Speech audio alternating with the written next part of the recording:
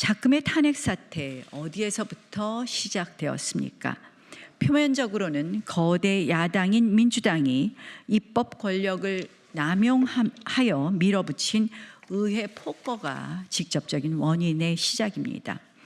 민주당은 정권 찬탈의 야욕에 눈이 멀어 헌법과 법률이 정한 절차와 견제 장치를 무시하고 일당 독재적 발상으로 의회 민주주의의 근간을 흔들었습니다. 삼권분립이라는 헌법 정신에 대한 정면 도전입니다. 작금의 사태를 초래한 것은 결국 의회 민주주의를 짓밟고 의회 권력을 오남용한 것이 주 원인이지만 그보다 근본적으로는 87년 헌법이 제왕적 의회, 제왕적 대통령 시스템의 충돌입니다. 그중 가장 심각한 것은 대통령 비상계엄으로도 막을 수 없는 무소불위의 제왕적 의회 권력입니다. 견제와 균형으로 민생과 국정을 안정적으로 운영해야 할 정치권이 자신들의 정치적 이익을 위해서 폭주하며 극단의 분열과 불균형으로 국익과 역사에 큰 상처를 남기고 있는 것입니다. 만약 민주당의 의도대로 헌법재판소가 이 입법 폭주, 의회 독재에 면죄부를 준다면 대한민국은 어떻게 되겠습니까? 의회 독점을 넘어서 위헌적 입법까지 서슴지 않는 민주당이 행정부의 통치권마저 사실상 무력화시킨다면 우리 사회는 걷잡을 수 없는 좌편향 급진주의로 빠져들고 말 것입니다.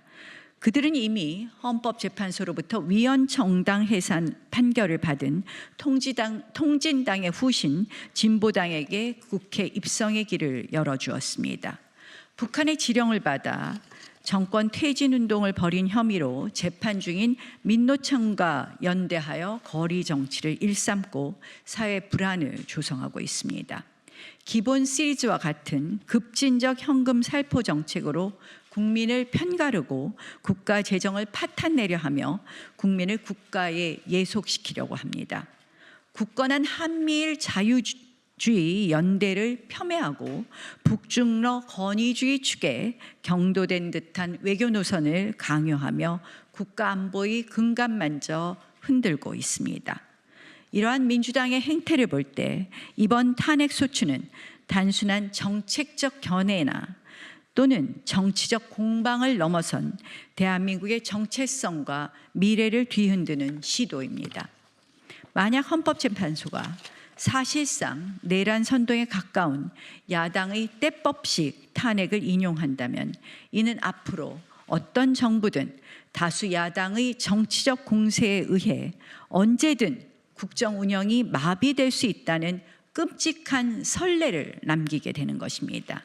이는 법치주의가 아니라 때법주의의 승리이며 헌법 질서의 붕괴를 의미합니다. 과연 이런 나라에서 국가 경쟁력과 미래 성장 동력을 기대할 수 있겠습니까? 이재명 민주당 대표는 심지어 대통령 복귀 프로젝트, 국민 충돌, 유혈 사태까지 운운하며 사회적 갈등을 극단적으로 몰아가고 있습니다. 이는 헌법 질서에 대한 심각한 도전이며 헌법재판소 재판관들을 향한 노골적 협박입니다. 근거 없는 선동으로 사법부의 독립성을 훼손하려는 시도는 결코 용납될 수 없습니다. 헌법재판소는 이 모든 상황을 직시해야 할 것입니다. 탄핵 소추 과정에서의 절차적 정당성, 소추 사유의 실체적 진실성, 그리고 무엇보다 탄핵 인용 결정이 가져올 파국적인 국익 침해 가능성을 엄중히 고려해야 할 것입니다. 더 나아가 헌법재판소는 탄핵 소추를 의결할 한 국회의 입법 과정 자체에 대한 심사, 즉 이른바 절차 통제의 역할도 간과해서는 안 될 것입니다. 단순히 소추 사유의 당부만을 판단할 것이 아니라 소추에 이르게 된 절차적 과정에 심각한 헌법적 흠결은 없는지 권력 분립의 원칙을 침해하는 입법권의 남용은 아니었는지까지 면밀히 살펴볼 헌법적 책무가 있습니다.